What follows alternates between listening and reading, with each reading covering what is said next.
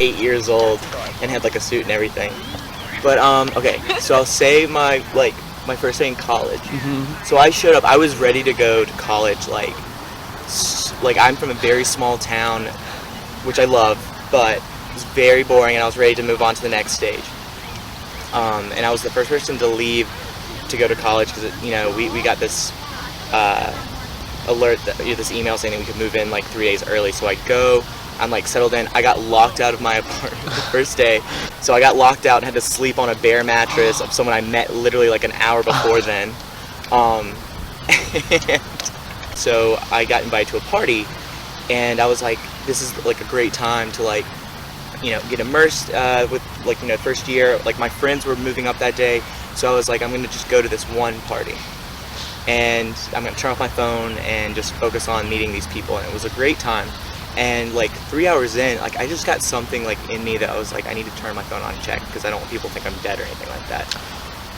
So I go out and I turn on my phone, and that thing with your phones, you get like a billion different text messages all at once. I got bombarded by I had like 7 missed phone calls from one person, and then 20 missed text messages, or it was like 30 or 40 at that point. And people were like, Matt, where are you? I'm like, so like, you gotta call us right now.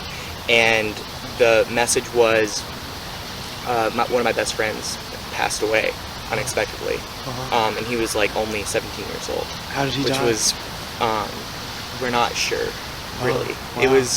It seemed like it was suicide, but it didn't seem intentional. So it was really heartbreaking in that way. Wow. So from that party, I just I'm like in a whole weird I didn't know how to process it, right? So I just go in and I was like, I have to leave right now, like something's happened. So I run outside. I'm obviously crying at that point. I'm running past people, and I sprint all the way up a hill to just get to my friend's house. And little did I know they had already planned they're gonna drive me back, cause it was my all of our our fourth friend, who the only one who was still in high school. So they drive back. I'm just sobbing, just drunk. I reek of alcohol, obviously, because I was just at a party. And so it was just a very painful 72 hours. My first day in college, someone dies, and so it really shook me, because I was just there's my life. I'm not going to be able to ever be happy again. I might fail out of college just because I don't want to leave my family and stuff like that. And so I'm just really everything just seemed to really fall apart really quickly. And so I finally go back to college. Just my parents have been just try to get acclimated, but part of me kind of was I want to leave all that sadness back at home so I can at least try and whatnot. And I was lucky that I had some really kind people in my class who kind of took care of me. And my whole thought was that one of your best friends dies from your hometown, a small town, is shakes your whole concept of community. Do you want to ever be friends with anyone ever again? Do you ever want to really connect with anyone, because then you don't have to fear them dying, or them leaving you.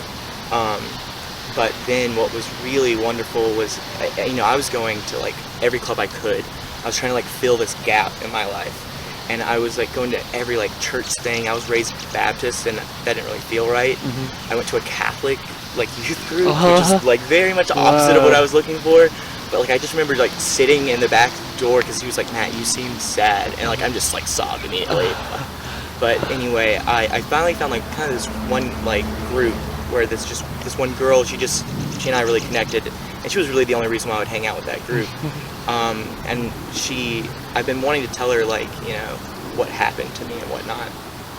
And one day she just said, Matt, I need to tell you something. And she sat me down and goes I just want you to know, I'm really struggling because my best friend committed suicide a month ago. And it was just kind of a flush of oh my God, finally someone who really understands what I'm going through. And so it was just this beautiful moment where I was just I could have met so many different people and been so fortunate to meet any of these other kinds of people, but I met the one person who would actually understand what I'm going through on a very random occasion where I just so happened to sit one seat across from her, so of course I had to talk to her. It was very much so coincidental, but it was so beautiful. And that kind of revamped and changed how I view the concept of friendship and community, because I really do think everything has purpose. I think it's beyond a coincidence, and because of her, I started opening myself up to the concept of like, like there's so much to learn and grow from by meeting other people. And like if you ask any of my friends, like I'm very obsessive about my friends because I love meeting new people, and I'm very sociable. Same. And personable. I try to really connect with people as much as I can because of like that pain of what I went through, but also because of that one friend who taught me that like it might not be obvious, but what I've gone through and what my background is could literally be that one saving grace for someone else in the most casual way, and because of that, I've been able to actually not only leave South Carolina several times, my home state and whatnot, but also travel abroad and connect with people of like all cultures and backgrounds and languages, just because of that vulnerability and that rough time that I had to go through my first day of college. Wow. Yeah. So that's that's really beautiful. Yeah. That's really good. Changing that pain into something that's very beautiful. Absolutely. My very best friend in high school, his name was Darwin, like the scientist, and he committed suicide maybe 6 months ago. So I can definitely relate. It's painful. Yeah. It's just like the loneliness concept that really shakes everyone, I feel, It's just like the idea that like, one, that you could be in such a deep, dark place, And it's just, I personally couldn't imagine at that point that like, why anyone could, but it was like, it felt like it was a failing on my part, that it was like, well, how did I not notice? How did I not like catch anything? Yeah. Small town, I spent every day with my friends. Wow. Every single opening that I could, I spent with my friends, and so it was just very traumatizing in that way, but, sometimes things are just very much out of our control. Yeah, for and sure. You just never know what the battles someone's going through. Yeah, totally. Is there anything else you guys want to hear? If you want to tell anything else about your travels or your killing friends when you're hiking. Yeah.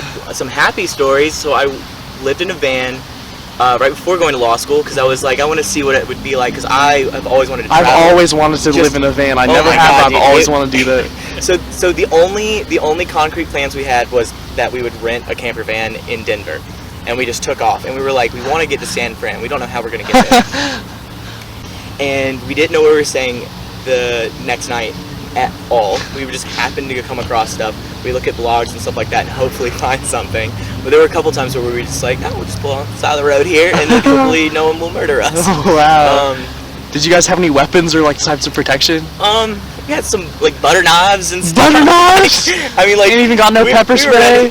Well, there was only one time that entire time like that I felt unsafe, and That's it was good. actually at that Salvation Mountain place. Have you heard of that? No. It's like Kesha's had like a music video there, and then like people go there for like music videos and whatnot, but it's like this man devoted his entire life to creating like a Christian commune where like people could live more like at home with earth, and so he turned a sand dune into this beautiful like hand sculpted church where he just covered everything in colored clay. Wow, that sounds so it's cool. beautiful, and I really recommend going. It's free, so it's awesome to go to. But then right behind that is where, this was back in like the 60s or 70s or something, maybe 80s, I don't know. So it's been like decades and decades since he was alive leading that commune. But since then, people started coming and following, and it was after that that movie about the guy who wrote the book about his travels going off grid, and he died. The guy Alexander McCollum. Yeah, the like one Into who the died Wild. in Alaska. Yeah, that guy. He went there, and he joined that commune. That's what the Kristen Stewart part, I think. Like when he but that girl fell in love with him, and they were like living in that trailer. I've never seen the movie. You gotta watch it. But anyway, there's like another commune behind it, and the people are super cool, and it's like a really beautiful, life where these people are just making stuff out of like things that they found in the desert, out of the abandoned land there, and they'll make jewelry and whatnot. But the only time I felt scared this whole trip was I walked up to some of the people in the bar back, and they looked at me and said, if my son was here, man, y'all be out of luck. He'd probably steal that van from you right now. And I was like, oh my god. I just looked at my friend and I was like, so is he gone for the day? And they're like, he comes and goes. You never know, he's gonna come back. And we were like, that's so scary. And then so we left. We like went to the next part of that whole commune, and I was like, dude, I have no concept of like, I'm too optimistic and naive, and I was like, if they're dangerous and if you feel the danger, say it and we'll just leave. And he was like, no, I think we're fine. He was like, I don't feel anything yet. And then we walked through this like museum thing that they have there. It was just like old shards of metal, and like there is some like beautiful art there that's really like campy and just it's really cool. But we heard a woman playing an out of tune piano and singing off key, but like opera level, like singing, and it terrified us so much that we were like, no, we're leaving immediately. And like people started like kind of like following us, like as we were like driving out. I think they wanted us to stay the night. So like. I think that was the only time I was actually scared. We were like we had to drive through the night because we could not find any place else until we found this old abandoned like town off of a man-made lake in Utah, and we just drove to the lake and we just sat there, and it ended up being really beautiful. So lucky there, but at first I was terrified. That's so crazy. Oh my god. Yeah. What do you think about that now? Like, why do you think they said that? I think it was a warning for sure. I think they were like, because there's a rental van, but it was like one of those rental companies where they paint the van and like put a kitchen in and a bed in and all that stuff. I mean, luckily it was only like $100 when we've joined, but yeah, I think they were just trying to say like, that's way too nice to be out here. Like, you better leave before someone comes and takes it. Fascinating. Like, yeah, and then after we had left, we looked into some blogs about it, and finally found some like, oh yeah, you should not be there.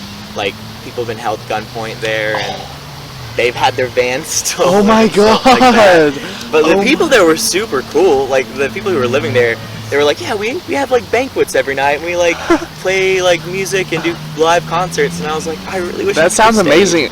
I've always like, my life dream is to like be in a commune or start a commune. Honestly, like that'd be so cool. My friends and I, that's our dream, is that we're gonna buy like a huge lot so we can all have like small houses and then like a community house. That'd be so cool, dude. That's my dream. Hell yeah. So are you Christian? Yeah, I am Christian. I haven't gone to church in a long time, since being in Cincinnati, just because I'm like, I'm pretty sure I'm Episcopalian. It was hard to find a Episcopalian church that, although like I'm very progressive in a lot of ways, weirdly I love traditional like ceremonies, and so like it's hard to like find a progressive church that still uses traditional. That's too bad. Yeah, I see that. Huh. Yeah, so it is very odd. But yeah. Cool. Thank you so much for sharing. Yeah, absolutely. Anything else you want to say? I can't think of any right now, but yeah, I think I'm good. Cool. Thank you. I'm out of stories for now.